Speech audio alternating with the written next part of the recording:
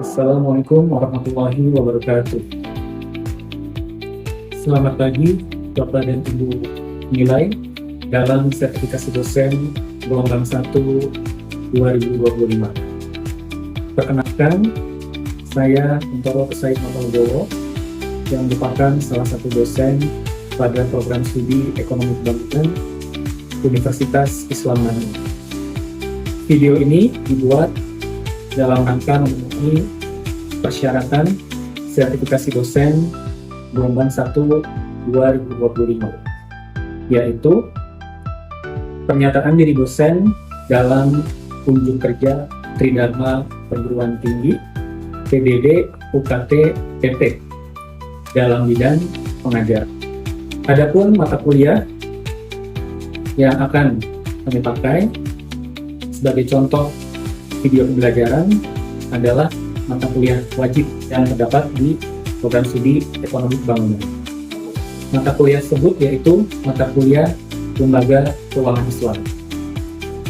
Mata kuliah Lembaga Keuangan Islam terdiri dari 3 SKS, yang mana 2 SKS terdiri dari materi dan 1 SKS terdiri dari aktivitas problem solving, yaitu dari case study yang diberikan ketika diskusi di dalam kelas. Adapun metode yang digunakan adalah metode EIT, yaitu Delivery, Interaction, dan Assessment. Dalam mata kuliah Lembaga Keuangan Islam ini terdapat MTS. Izinkan kami menjelaskan isi dari MTS Lembaga Keuangan Islam. Yang pertama adalah definisi mata kuliah. Dalam mata kuliah Lembaga Keuangan Islam mempelajari tentang konsep dasar lembaga keuangan, berbagai produk lembaga keuangan bank dan non-bank syariah, serta berbagai akad dan mekanisme operasionalnya pada berbagai produk di lembaga harapannya. Siswa setelah belajar ini memiliki keterampilan sebagai pengelola atau manajer di lembaga keuangan Islam dan juga sebagai praktisi yang aktif di bidang lembaga keuangan Islam, dan juga keterampilan lainnya yang dibutuhkan dalam pekerjaan sebagai ahli atau profesional di bidang keuangan Islam. Adapun CPL yang ditetapkan untuk mata kuliah lembaga keuangan Islam, yaitu diharapkan mahasiswa mampu memformulasikan permasalahan pembangunan ekonomi, keuangan Islam, dan bisnis ke dalam kerangka berpikir ilmiah dengan menggunakan konsep, teori, dan metode ekonomi makro, mikro, bangunan, perencanaan, dan keuangan. Sementara itu, untuk capaian pembelajaran mata kuliah terdiri dari 3 CPMK. CPMK yang pertama, mahasiswa diharapkan mampu membedakan karakteristik lembaga keuangan Islam dan konvensional. CPMK yang kedua, mahasiswa diharapkan mampu menguraikan karakteristik lembaga keuangan bank dan bank syariah. Dan CPMK yang ketiga, diharapkan mahasiswa mampu menggali tugas dan fungsi lembaga keuangan berdasarkan regulasi yang berlaku serta perannya terhadap pembangunan ekonomi. Kemudian ada 14 materi pembelajaran yang diterangkan atau dijelaskan di dalam mata kuliah lembaga keuangan Islam. Yang pertama adalah konsep dasar keuangan Islam. Yang kedua adalah terkait sejarah lembaga keuangan Islam. Yang ketiga tentang bank syariah. Yang keempat tentang manajemen perbankan syariah. Yang kelima adalah tentang lembaga keuangan mikro, yaitu bank pembiayaan rakyat syariah. Dan yang keenam adalah BMT atau Baitul Mal wal Tamwil. Dan yang ketujuh adalah asuransi syariah. Kemudian ada juga gadai syariah, ada pasar modal syariah, ada syukuk, kemudian ada reksadana syariah, kemudian ada materi tentang dana pensiun syariah, dan pada pertemuan 14 ada materi keuangan sosial Islam yang tidak terikat dengan bisnis atau kita kenal juga dengan biswaf.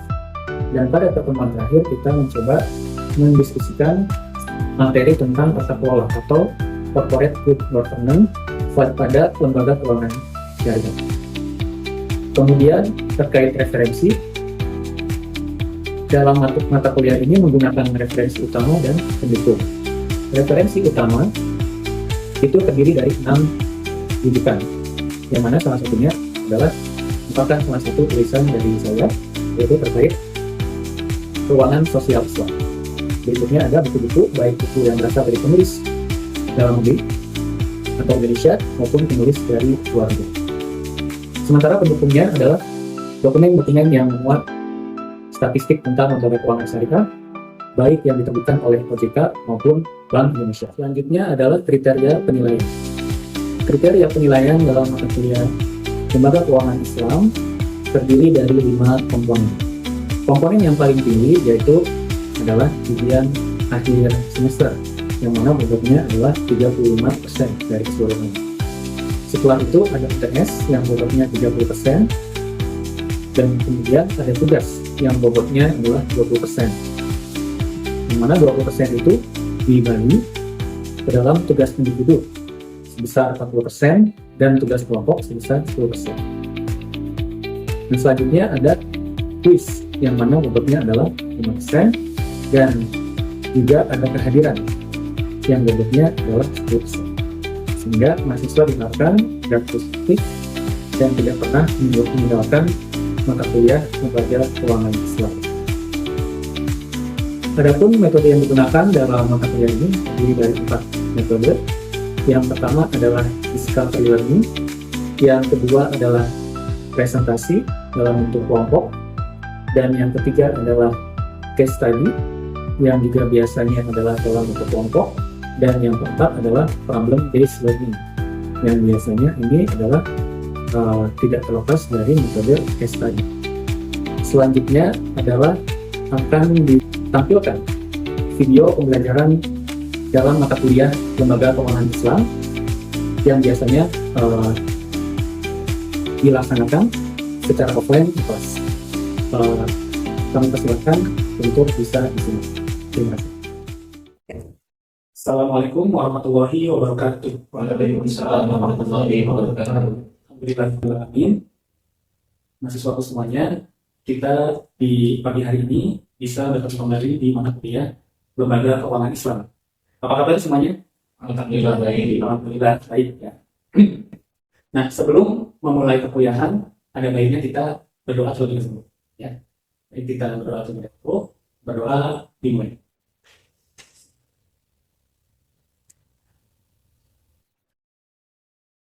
Selesai. Ya, baik. Sebelum kita masuk ke materi, ke penjelasan materi, kalian bisa absen terlebih dahulu ya di kuliah. Jadi silakan dicek dulu absennya. Oke. Agar kita tidak terputus ya dengan materi-materi sebelumnya, mungkin ada baiknya kita mereview lagi ya materi pertemuan sebelumnya. Ada yang masih ingat tidak materi pertemuan sebelumnya? Oh iya, kalau silakan. Mulai itu kita mempelajari tentang akad dari syariah atau wajib.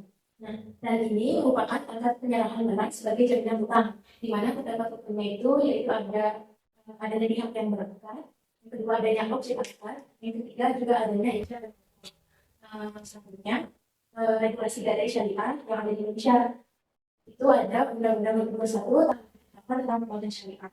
Fatwa DSN MUI nomor 25 tentang Fatwa DSN MUI nomor 26 tentang KMAS, terus peraturan OJK terkait lembaga keuangan syariah. Lalu produk gadai syariah itu berupa jaminan emas, tanda jili itu jaminan barang tidak bergerak. Selanjutnya multiguna itu gadai berbagai barang berharga seperti kendaraan dan alat elektronik lainnya. Dan yang terakhir itu rancang di mana ucapannya tanpa imbalan jasa rekaman. Dan yang terakhir kita membahas sebagai gadai syariah yang ada di Indonesia. Itu ada PT Pegadaian Syariah, lalu ada bank syariah seperti BSI, BCA Syariah dan Bank, lalu ada BMT, yaitu baik itu Muhammad Tanwil, dan yang terakhir Koperasi Keuangan Mikro Syariah. Baik, terima kasih Bapak sekali Rauni sudah menjelaskan review dari pertemuan kita di minggu yang lalu ya. Nah, sekarang kita akan lanjut ya membahas materi yang berkaitan tentang lembaga keuangan Islam. Tapi sekarang kita akan berfokus kepada ini ya, perputaran modal. Ya, Nah, materi yang akan kita bahas adalah tentang pasar modal syariah. Tentu ini materi yang familiar dengan kalian, yang mungkin kalian sudah sering dengar tentang pasar modal ya di berbagai media. Kita akan coba melihat pasar modal syariah itu. Ya. Nah, tapi sebelum masuk ke materi, ada beberapa hal yang perlu Bapak jelaskan. Yang pertama adalah terkait pokok bahasannya.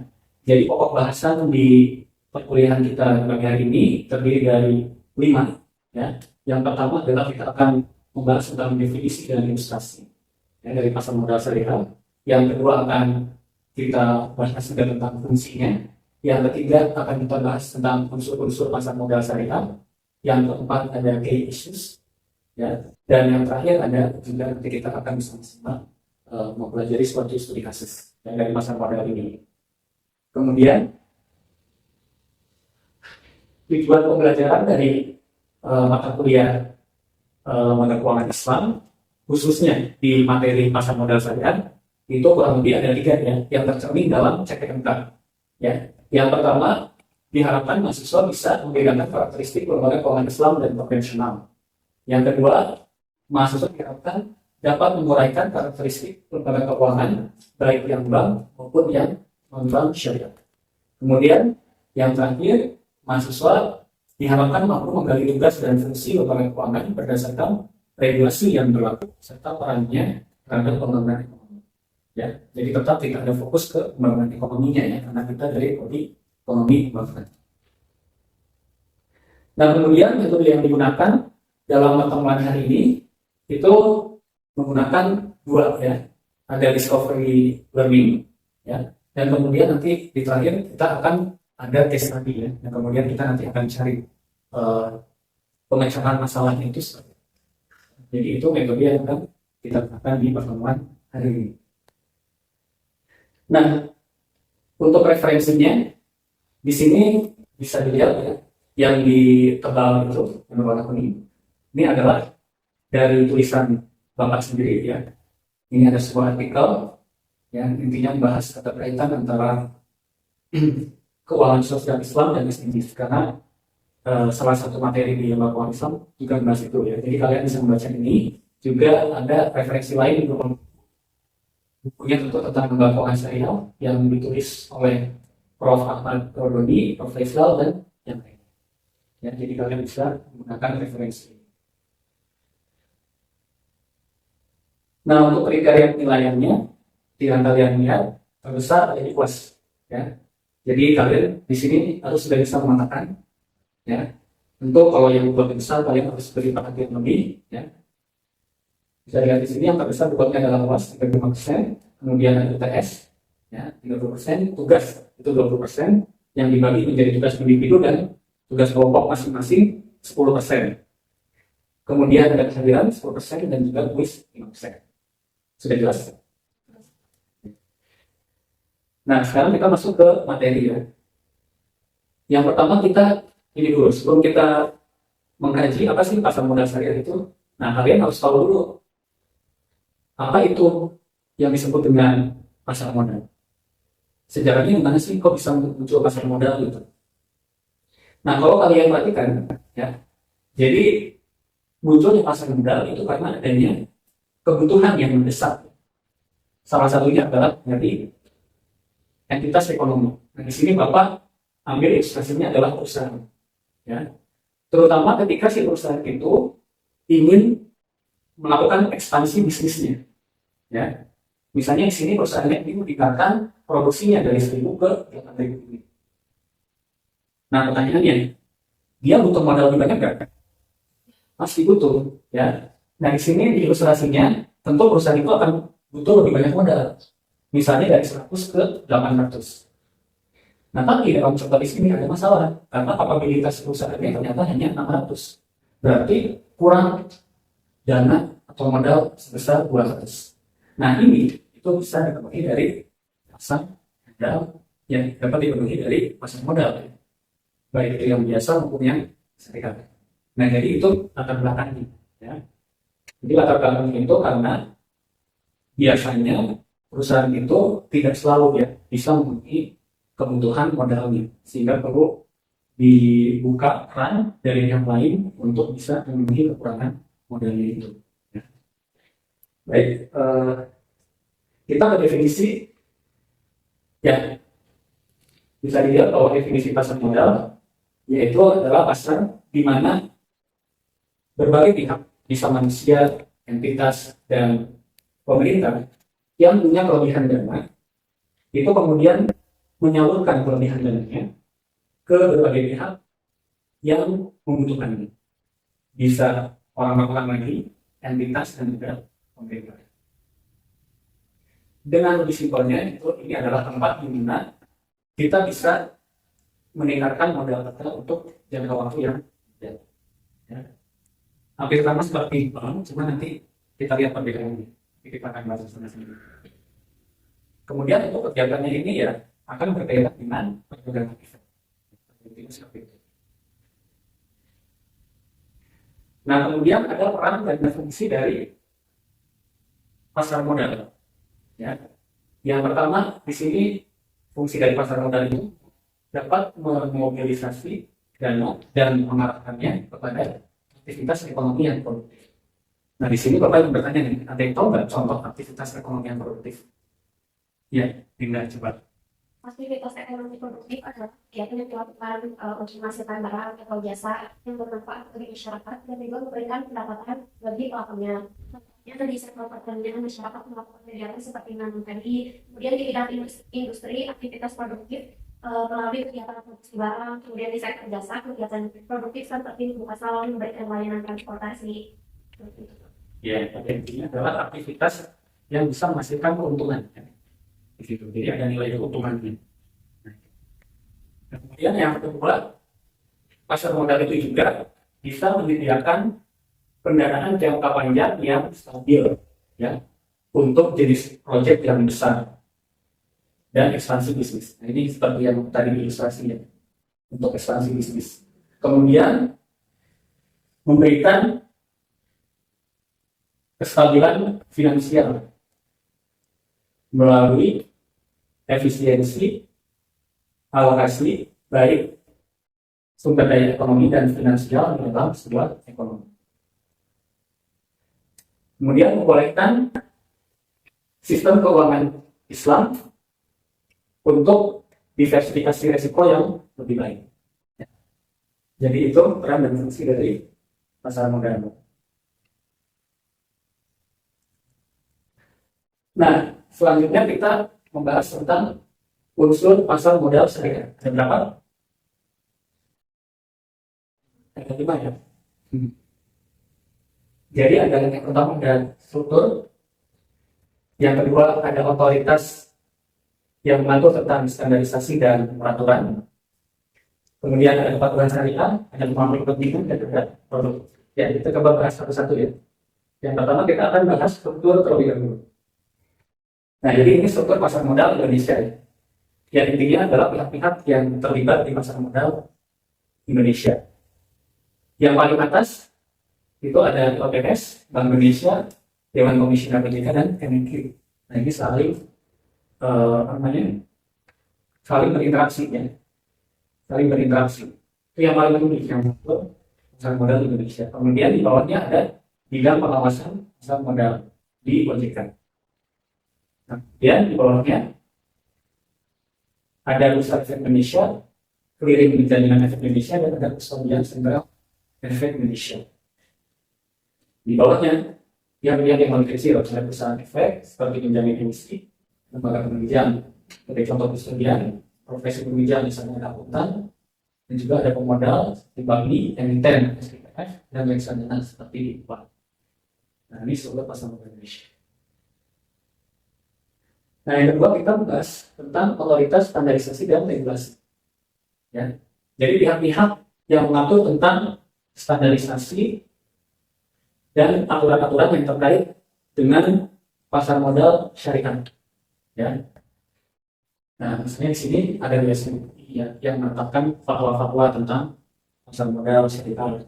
Ada juga OIV yang mengatur tentang sistem pencatatan akuntansi ya di pasar modal syariah. Ada juga FSD yang mengatur, bukan mengatur ya, lembaga ini berupaya menjamin stabilitas keuangan ya di tingkat regional dan yang lain, dan juga OJK. Nah, ini otoritas standarisasi dan regulasi yang ada di pasar modal syariah. Nah, kemudian unsur yang berikutnya adalah kepatuhan syariah. Ya. Nah, inilah yang membedakan antara pasar modal konvensional dan yang syariah. Ya. Jadi karakteristik yang dimiliki di pasar modal syariah. Ya. Nah, Bapak yang bertanya, ada yang tahu nggak atau ada yang tidak baca? Kepatuhan syariah di pasar modal syariah itu apa aja? Ada yang tahu? Variasan. Contohnya itu tidak boleh jual barang-barang yang haram. Seperti jika kita adalah satu bukan. Dia itu seperti diminyak. Iya, betul. Jadi salah satu kepatuhan syariah yang harus dipenuhi adalah perusahaan ini tidak boleh menjual barang-barang yang haram. Misalnya tadi menjual minuman keras atau produk-produk yang mengandung bahan-bahan yang tidak halal. Ya. Nah, kalau seperti itu perusahaannya nggak bisa listing ya di pasar modal syariah. Jadi yang bisa listing di pasar modal syariah itu adalah perusahaan yang hanya menjual produk-produk yang halal. Betul, bagus sekali. Dan kemudian syariah compliant berikutnya adalah harus terbebas dari riba. Ya. Nah, ini dalam transaksinya ya, dalam transaksinya harus terbebas dari riba. Kemudian harus juga terbebas dari gambling atau maisir dan juga ketidakpastian atau borok. Ya. Jadi misalnya contohnya perusahaannya itu menjual produk yang fiktif, nah itu berarti nggak boleh borok, ya. Tidak pasti, itu nggak bisa masuk di pasar modal syariah. Ya. Oke. Nah, kemudian unsur berikutnya adalah terkait pemangku kepentingannya. Di sini ada investor, ada perusahaan, ada lembaga penerbit sekuritasnya, ada lembaga financial intermediaries-nya, dan ada regulatornya. Nah, ini harus semuanya itu memenuhi prinsip-prinsip syariah atau menjalankan nilai-nilai Islam. Misalnya, investornya ini memiliki kepedulian terhadap industrinya. Ya. Jadi dilihat dulu kondisi industrinya itu tadi memenuhi syariah compliant enggak? Ya. Jangan asal invest saja. Kemudian perusahaannya juga emitennya ini harus menerapkan good governance. Misalnya harus transparan, ya. Harus jujur. Kemudian dari lembaga financial intermediaries-nya harus memenuhi syariah compliance-nya tentu dalam transaksinya. Kemudian dari sisi aturannya ini harus ada aturan yang cukup, ya, yang lengkap. Dan kemudian lingkungan dalam penyelesaian sengketanya ini harus jelas. Lingkungan penyelesaian sengketanya harus jelas. Jadi kalau ada masalah ini, kira-kira penyelesaiannya gimana? Nah, itu harus jelas. Ya. Nah, ini yang harus dipenuhi dari sisi stakeholder ini. Nah, ini produk-produk yang ada di pasar modal syariah. Jadi, pasar keuangan Islam, produk-produknya itu pada intinya dibagi dua. Ada bank syariah dan asuransi, dan juga ada pasar modal syariah. Ya, ya bisa dilihat di sini produk-produknya banyak untuk yang bank Islam, yang banyak. Pasar modal syariah juga ada banyak ya, ada equity, ada sukuk, dan syariah compliant derivatif. Nah, ada yang perbedaan pasar modal syariah dengan bank syariah. Seperti yang Bapak sebelum di awal. Kan sama-sama itu menghimpun dana. Nah, jadi bedanya itu kalau misalnya di pasar modal syariah itu kita lebih leluasa ya. Ingin diarahkan kemana sih modal kita itu? Jadi kita lebih bisa memilih. Misalnya kita ingin invest di emiten BCA misalnya, atau emiten BRI, udah kita pilih di situ. Kita bisa tentukan sendiri. Nah, tapi kalau misalnya kita ingin invest di bank syariah, itu biasanya nggak punya keluasan yang cukup besar ya. Jadi biasanya dana kita itu dikumpulkan dulu bersama nasabah yang lainnya, lalu nanti oleh pihak bank syariahnya, oleh manajer keuangannya baru diarahkan, ya. Baru diarahkan oleh si pihak bank syariah. Jadi lebih bebas kemana? Lebih luas kemana dalam memilih pihak nih kalau menurut kalian? Modal ya, ini udah bisa langsung ditentukan ini invest di BCA, BRI. Nah, jadi itu bedanya. Meskipun di mana bisa ya dipilihkan, kalian pilihnya reksadana. Nah itu mungkin beda. Nah ini semua. Nah jadi seperti itu materi tentang pasar modal syariah. Tapi kita tutup dengan aktivitas yang lain, yaitu kita berdiskusi bersama-sama tentang suatu kasus. Ya. Dari sini jadi ada case study. Pertanyaannya adalah bagaimana sih cara mengatasi investasi bodong di pasar modal syariah? Ini coba kalian diskusikan. Kira-kira gimana? Ya. Nah, bikin kelompok, mungkin Bapak butuh waktu 20 menit. Ya. Nanti kalau sudah, kalian paparkan hasilnya seperti apa. Dan juga jangan lupa nanti dibuat mind mapping-nya ya. Nanti dikumpulkan di Drive. Nah, nanti Bapak sekarang akan membuat di Drive-nya, nanti kalian kumpulkan di situ. Oke? Baik, sekarang kalian bentuk waktu. Ya, sudah 20 menit. Ya. Waktunya sudah selesai untuk berdiskusi. Nah, sekarang tiba saatnya kalian menyampaikan hasil dari diskusi kelompok kalian nih tentang bagaimana sih cara mengatasi investasi bodong di pasar modal syariah. Nah, sebelumnya tadi Bapak sempat ngecek ya hasil mind map kalian yang sudah dikirim di Google Drive, dan itu hasilnya bagus-bagus semua. Ya, nah sekarang Bapak tinggal lihat nih apa hasil kalian itu dalam bentuk ini ya, verbal. Kira-kira seperti apa nih pendapat kalian? Nah, ini kan ada dua kelompok, depan dan tengah. Ada yang ingin menyampaikan nggak sih? Oh ya, Afin ya. Jadi untuk mengatasi investasi bodong di pasar modal syariah, langkah utama yang perlu dilakukan adalah meningkatkan edukasi masyarakat tentang mengenai investasi syariah yang legal dan aman. Masyarakat mesti diedukasi untuk selalu mengecek legalitas produk melalui OJK dan memastikan bahwa instrumen tersebut terdaftar dalam daftar efek syariah. Pengawasan dari OJK dan DSN MUI juga perlu diperkuat serta dengan pemindahan tugas terhadap pelaku investasi ilegal serta pemblokiran platform yang tidak berizin. Kolaborasi antara lembaga seperti OJK, MUI, Kominfo dan kepolisian sangat penting untuk mencegah penyebaran investasi bodong. Selain itu, pengembangan produk pasar modal syariah yang resmi dan menarik juga harus terus didorong dari pihak utama masyarakat. Iya betul ya. Jadi harus edukasi ya masyarakatnya. Juga regulasinya harus ketat ya. Harus diketat. Kira-kira siapa saja yang bisa masuk ke pasar modal syariah itu. Dan juga kalau ini ya kalian mau hati-hati gitu ya, biasanya ada tuh perbedaan antara yang sah dengan yang enggak. Biasanya yang abal-abal itu sering dipromosikan di media-media yang tidak jelas, yang enggak resmi. Nah, tapi kalau misalnya di media-media yang jelas, yang resmi itu mungkin bisa. Jadi kalau seliweran di internet gitu ya, ketika kalian buka aplikasi yang tidak jelas gitu ya, kemudian muncul promosi itu abaikan saja. Biasanya itu tidak sah ya, tidak sah. Ya baik sekali Rafil atas penjelasannya, dan sekaligus juga mungkin melengkapi dari keseluruhan perkuliahan kita di pagi hari ini ya, yang membahas tentang pasar modal syariah ya. Semoga ini semua bermanfaat ya untuk kita, dan alhamdulillah tadi perkuliahannya sangat hidup ya. Ada interaksi antara Bapak dan kalian. Ini sangat bagus sekali. Nah, Bapak juga mengingatkan ya untuk kalian mempelajari materi perkuliahan di minggu yang akan datang. Ada yang tahu tentang apa? Tentang sukuk ya, tentang sukuk. Nah, ini masih berkaitan dengan materi kita hari ini ya, tentang pasar modal syariah, karena sukuk itu adalah merupakan bagian dari pasar modal syariah. Nah, sehingga kalian bisa langsung belajar di situ ya. Jangan lupa. Oke, Bapak kira cukup ya perkuliahan kita di pagi hari ini. Mari kita tutup bersama-sama dengan berdoa. Ya, berdoa dimulai.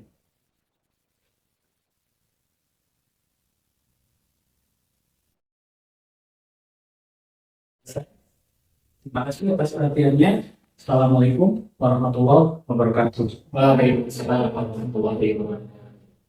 Terima kasih.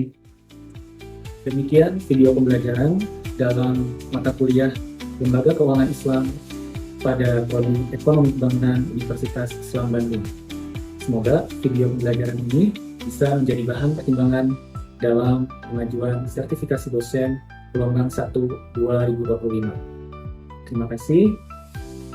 Assalamualaikum warahmatullahi wabarakatuh.